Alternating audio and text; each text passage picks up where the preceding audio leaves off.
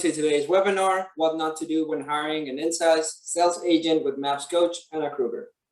Please note this meeting is being recorded and will be available within 24 hours on the MAPS Group YouTube channel. You may access the YouTube channel from your Zoom confirmation email, and we will also show the link in the chat momentarily. Currently, everyone's on mute.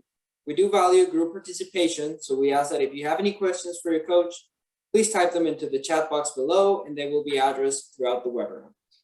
Following this meeting, if you have any questions about today's call or our coaching programs, please email us at fasttrack@kw.com. That is fasttrack@kw.com. And that's all for me, Anna. Take it away. All right, perfect. Well, welcome everyone. My name is Anna Krueger and I'm your coach today for today's webinar. And we're going to add a lot of value in 30 minutes or less. So we're going to go through the 5 things not to do when you're hiring and onboarding an ISA, and then we'll open it up to questions and we'll be out of here in about 30 minutes. So if we haven't met before, just so you know who I am, I've been coaching with MAPS now for about 7 years, and I've been coaching ISAs, this is crazy to me, for 14 years. So I've been an ISA inside sales agent, leading them, hiring them, coaching them now for 14 years. So I've learned a lot of what not to do. So today I'm going to teach you a lot of stuff that I've learned through my own individual failure, and help you hopefully avoid a lot of these mistakes so that when you hire an ISA, you get off to a much better foot than some of my past experiences. And then we'll talk through how you can keep them. If you're able to, I do get a lot of energy when I can see your faces. So if you're able to turn your camera on, that would be awesome. If you can't, I understand. But I would love to see you and be able to interact with you. It's just a lot more fun. Okay, so go ahead, grab pen and paper, and let's go through the top 5 things not to do when you're hiring an ISA, and then we'll open it up to your questions. So the first thing we want to not do is isolate them. Isolate them. So let me talk through who you're hiring. Kind of like what's the ideal personality of a talented inside sales agent, and then why isolating them is such a detriment. And let me back up real quick. To define it, inside sales agent, this is the person on your team whose one job is lead generation, lead conversion. So say that they work an 8-hour a day, 6 hours would be actively on the phone. Maybe they do some door knocking, but usually they're on the phone, lead generating, lead converting 6 out of 8 hours a day. So that's the position we're talking about, the inside sales agent. So people good at inside sales, some of the qualities that you're looking for is, number one, they're great with people. They're great with people. So when you're interviewing people, you want to see how quickly do they feel like a friend on the phone. And I know that sounds really funny, but if you think about it, you're hiring this person for your business to make calls on your behalf to represent your business. They need to feel quickly like someone you've known for a while. It's a special skill, right? Because they're going to be calling leads and we want them to stand out over every other team or agent calling them. And part of that is they feel like a friend pretty quickly. So I don't mean to sound like a Hallmark card, but if you're talking to someone thinking about hiring them for the inside sales agent position, and it's kind of an awkward conversation, they're kind of stiff on the phone, they don't seem real warm, that's actually a red flag. They might not be the right fit. So what I'm telling you is we're looking for a people-oriented person, great on the phone. Can you see why isolating them would be opposite of what their personality would probably want, right? So what I mean by isolating them, what that could look like is, you know, we put them on the phone. I actually know of an ISA who she was in the basement, actually at her team. Everyone else worked upstairs and she literally was in the basement. Beverly, I love the face you just made. I agree. But she was totally isolated away from her team. And so let me ask you guys, why do you think that's such an issue? Besides just the people aspect, these are people, right? They like talking to people. Why do you think other reasons, like what other reasons do you think there are for isolating them being a bad thing? Just take some guesses. They may have a question that they want to shoot over to somebody, and if there's nobody around them, they can't get any feedback. Bingo. Yeah, Kate, that's huge. I know for me, I've been doing inside sales since 2006. honestly, one of the best things that ever happened when I was new was my leader. He actually quit working in his office and he started working in my office, and we would lead generate together every morning. So for 2 to 3 hours every single morning, I was hearing my successful rainmaker make calls. I was listening to what he said. I was picking up little clues when he would handle objections. And that honestly taught me more than just about anything else, because I was around someone successful lead generating. I could hear them. Now, one common thing I hear people say is, oh, I'm kind of nervous. I haven't called some of these leads. I've not been an inside sales agent. But let me ask you a question. If you've built a business big enough that you're considering hiring an inside sales agent, can we all agree you've converted some leads? So maybe you haven't had the position inside sales. Maybe you haven't called the same exact lead sources they're calling, but have you talked to humans and turned them into closed clients? Yeah. So I want to dispel this belief that I've never been in inside sales. I don't understand inside sales. I don't know if I could lead this person. You guys can lead this person. You do know more than you probably are giving yourself credit for. So if that's been a thought in your mind, if you've converted leads and turned them into closings, you can be a good role model for an ISA. I'm not saying there's not room to tighten up some scripts and systems and things like that, but letting them hear you on the phone can be a huge bonus to them when you onboard them so they can learn what to do, okay? Now, the other thing is when you are, if, say they have to work from home, okay, because COVID, I know sometimes that's still going on, or whatever reason, weather, who knows what. One thing you can do is something like a Zoom meeting. So Kate, let's say you and I were on the same team and we're both working from home today. We could say, hey, Kate, I'm about to lead generate. Could we both hop on Zoom and make calls together? And that way we're still hearing each other. Kate, if you got on a phone and you're distracting me, I can mute my computer. I can do that. But that enables us to still be around each other, still hear each other, have a camaraderie, even though we're not physically in the same place. Make sense? Totally makes sense. Yeah, awesome. So yeah, you can absolutely use technology. To be honest with you, I did great in the morning because I had my whole team with me. But in the afternoon, they all left and I was by myself. And way back in the day, like 2013, we used Google Meets. And I learned so much from lead generating with agents around the country. They weren't ISAs. I was on the phone mostly with agents. And we would hop on Google Meets. And there was a guy in Florida. There was someone in Indiana. And we would just make calls together in the afternoon.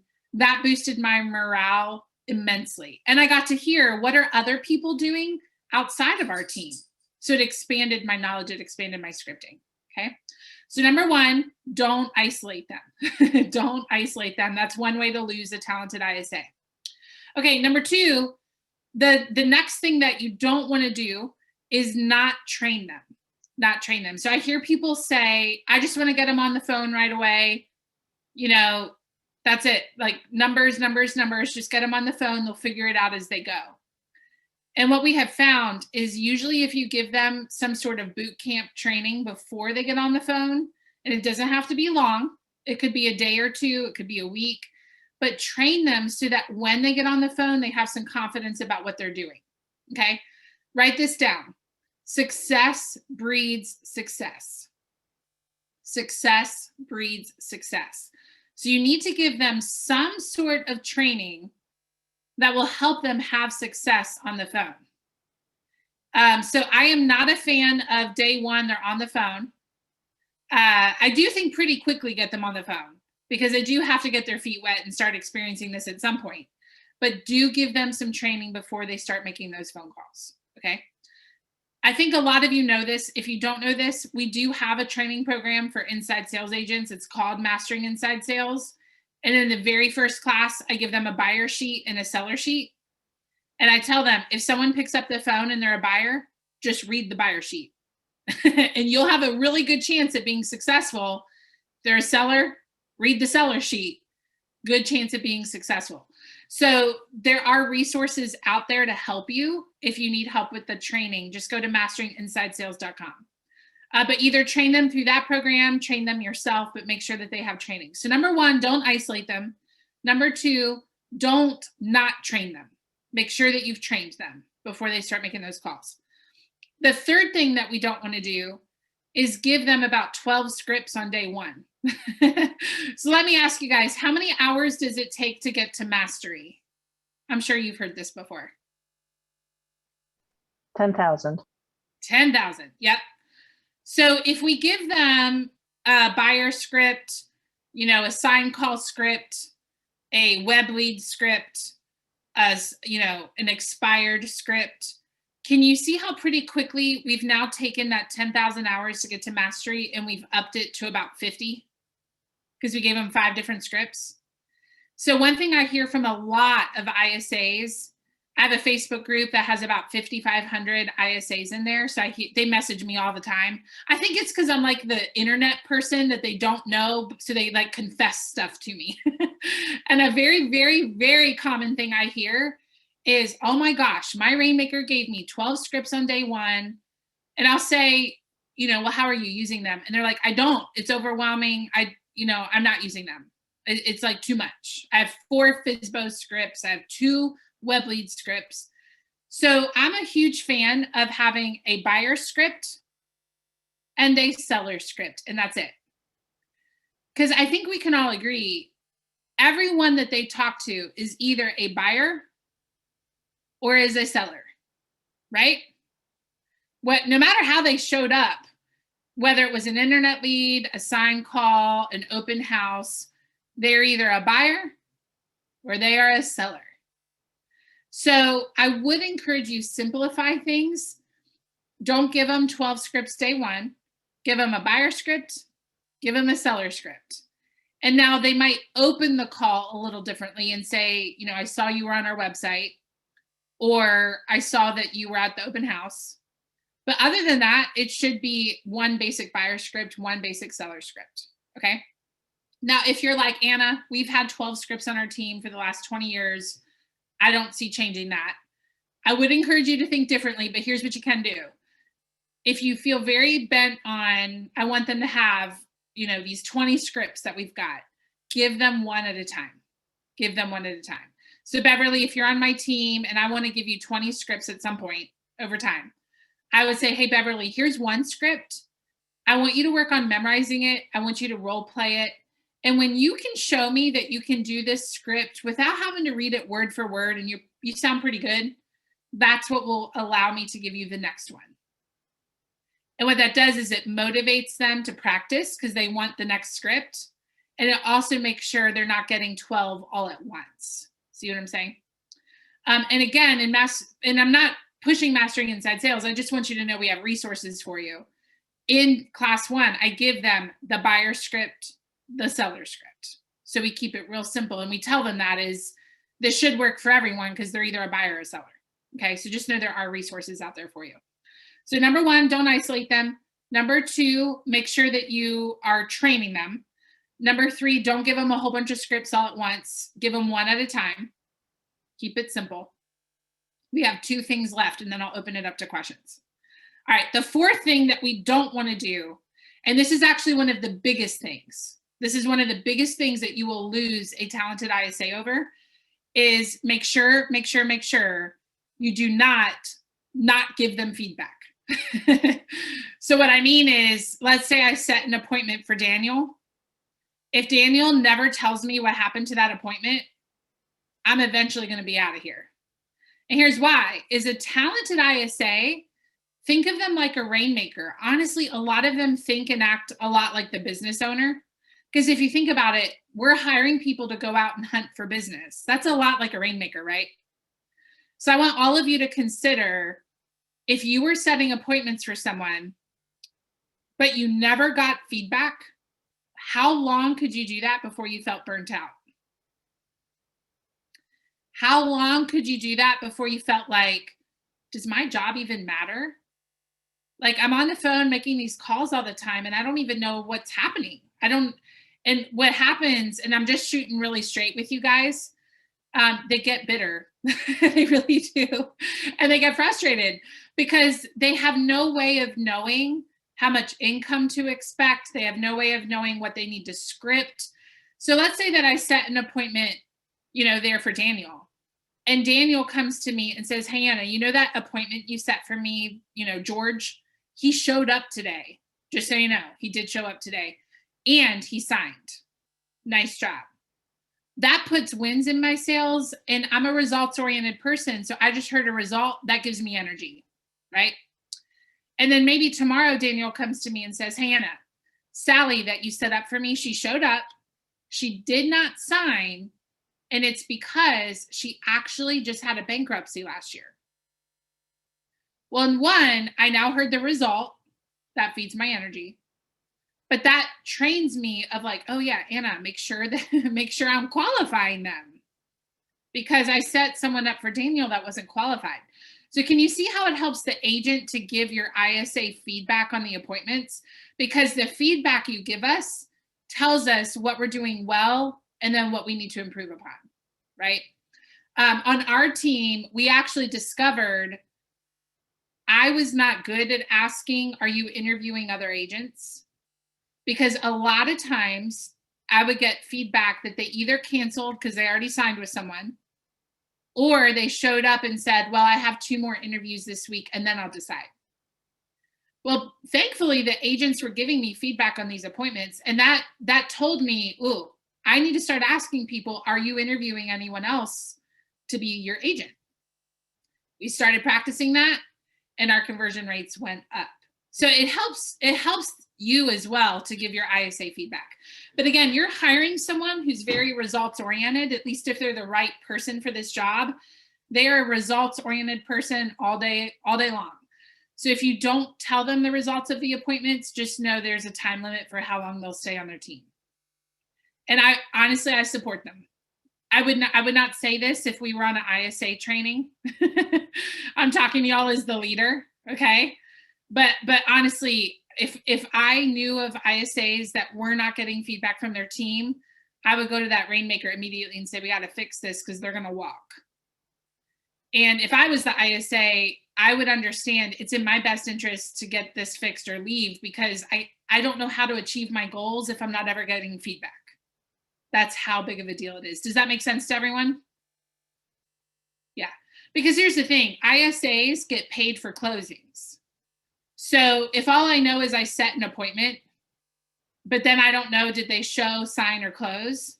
How can I forecast my income without that feedback, right? I've got to have that feedback, just like the agents, you guys need to have that feedback too. Otherwise, it's like driving your car with your eyes closed. It's really scary. So you got to make sure you give them feedback. Okay, so we have don't isolate them. Make sure you train them. Give them one script at a time. Keep it simple. Make sure you give them feedback. Are you ready for the last one?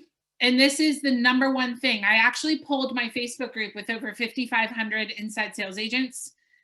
And I just said, what does a leader do that makes you want to stay? What does a leader do that makes you want to leave? And this was the number one answer. Are you ready? They said the number one thing that makes them want to stay is when their position is treated with respect and their leader knows their own goals. So let's say George is leading me and I'm the ISA. George knows how much money I want to make. He knows why I want to make that much money. And he treats me with respect. The thing that will cause ISAs to lead, and this is the thing I get the most private messages about, of people like, I don't know what to do, Anna, I'm thinking about leaving my team. It's when the ISA position is treated as a lesser position. And let me tell you how it can happen, because we actually did this on our team and it was an accident. So let me tell you how it can happen so you don't do it. We were telling people, when you start on our team, everyone that starts on our team that's in a sales position, you start off as an inside sales agent. Have you all heard this kind of thing before? So you start off as an inside sales agent. And then after 90 days, you can become a buyer or a listing agent, or you'll be staying as an ISA. And can you see how the way we were wording that made it sound like inside sales was an entry-level position? It was because we were wording it as you start off as an ISA and then you become an agent, or you stay as an ISA. What we were meaning, this is what we meant. Lead generation is the most important skill in sales. Like if you can lead generate, you can do anything, right? Like lead generation, lead conversion, that is the master skill to get really good at. So what our heart was we want you to be a really, really, really, really good agent. And so the best way to learn how to be a good agent is to be an inside sales agent. Because if you're a good inside sales agent, that's like the hardest conversion to get really good at, is the phone conversion. So like our heart was, this is the job that will make you good at what you do. But the way we talked about it made it sound like it was a lesser position. See that? So what we did is we started saying all salespeople start off their first 90 days as an agent in training. Agent in training. And we're going to focus a lot on phone, lead generation, lead conversion, because that's where you're going to build your skill. After 90 days, you can become a buyer agent, a listing agent, or an inside sales agent. And that leveled the field. Okay. So we actually didn't change anything other than how we talked about it. But again, our heart was, when you're good at phone conversion, you're going to be a great agent. Because phone conversion, it's almost like we're sending you to military boot camp. Like this is so intense that you're going to be great at everything else you do in sales. But we were talking about it like it was the lesser position. And that created some culture problems on our team. I actually overheard two of our agents one day saying, our job is more respectable than the inside sales agent. That was not a fun day. And I was like, whoa, like, where is this coming from? And they said, well, you start off as an inside sales agent and then you graduate into an agent role. And I was like, of course they think that. Like, that's kind of the culture we created. We just didn't mean to create it that way. Okay. So the fifth and final thing is make sure you talk about the position with the respect it deserves, as all positions on your team. Everybody on your team should feel respected. But I just find it common that people say you start off in inside sales and then later you become an agent. Well, that is setting it up to sound like a position to move away from. And we don't want that.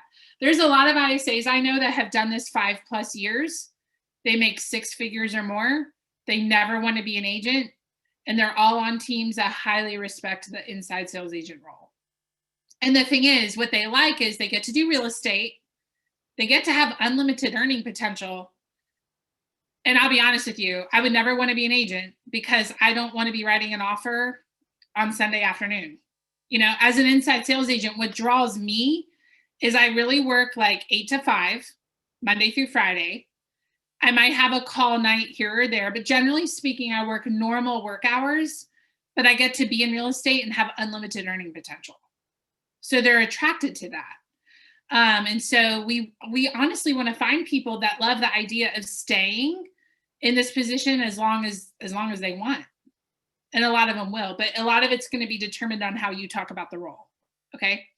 So to recap it, and then I see some questions in the chat box and we'll talk about where you can get more training. Number 1, don't isolate them.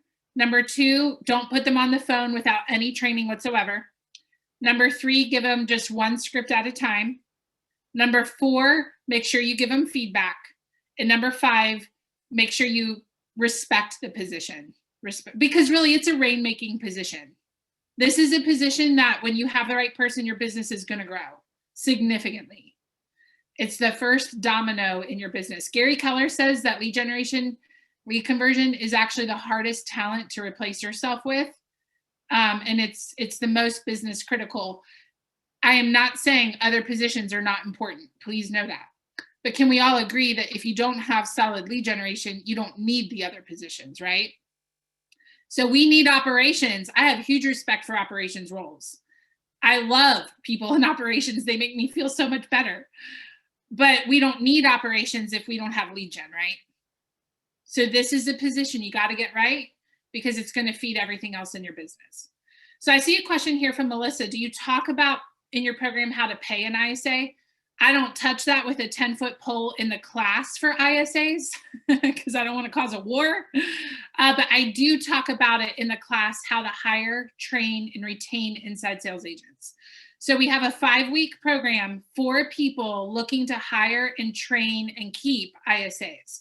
So the first 2 weeks, we focus on hiring. How do you pay them? How do you structure the role?